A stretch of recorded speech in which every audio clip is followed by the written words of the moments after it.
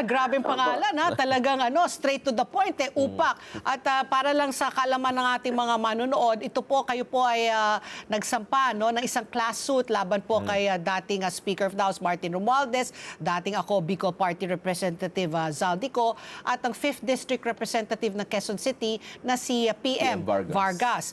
Ano po ang dahilan? Bakit po class suit, why 1 billion, at bakit sa 5th District ng Quezon City? Okay. Una yun, bakit sa 5th District? Kasi hindi po naman si Congressman Vargas lang ang ididemanda ng upak. Nagkataon lang na mas unang nakompleto yung mga witnesses namin at yung mga dokumento dito sa 5th District ng Quezon City.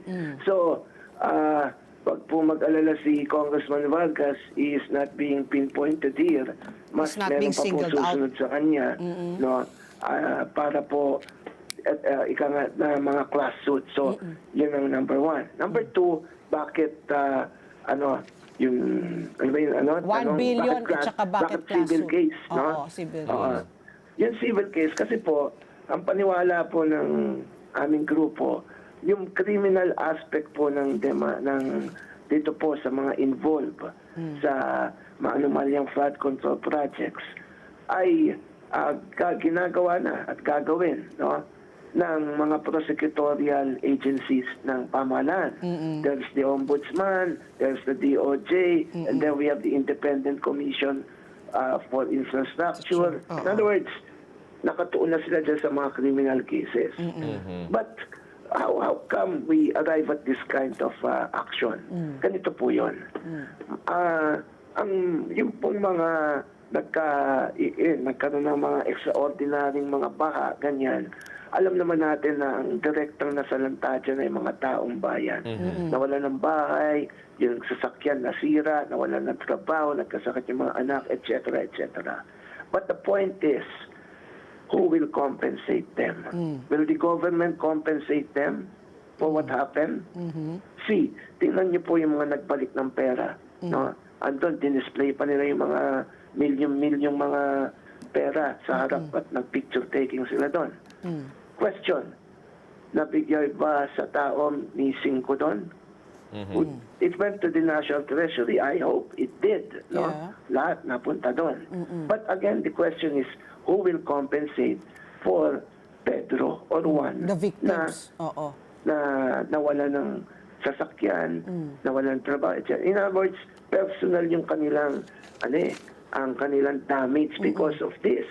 So we come out with at yung legal team namin na eto, let's file a civil case for damages. Ano ang anchor namin dyan? Ang anchor po namin dyan is yung sa civil code, no, Article 19 in relation to Article 20, etc., yung abuse of rights and unjust enrichment.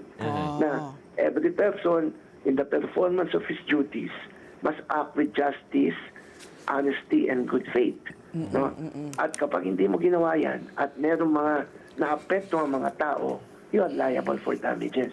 So doon namin tinaon yung demanda namin. Ngayon, why 1 billion? Yan, maganda pong tanong yan. Kung pwede nga namin lakihan pa, lalakihan namin. Bakit? Trillion nga yun nawala sa atin no? So when we confined it to 1 billion, we have a ballpark figure na etong mga tao sa District 5, ilan to, na ilang pamilya, at yung mga kasi yung upak kasi multi-sectoral So we chose a person that would represent each class. So yun yung may mga judicial affidavit sa amin. At doon sa kanilang pong kwento, so doon namin yung ballpark figure na I think with the sabihin natin yung alleged na nanakaw o alleged na bulsa na pera ng bayan ay 1 billion is just reasonable na makuha ng tao para direktang mapunta sa kanila dito sa District 5.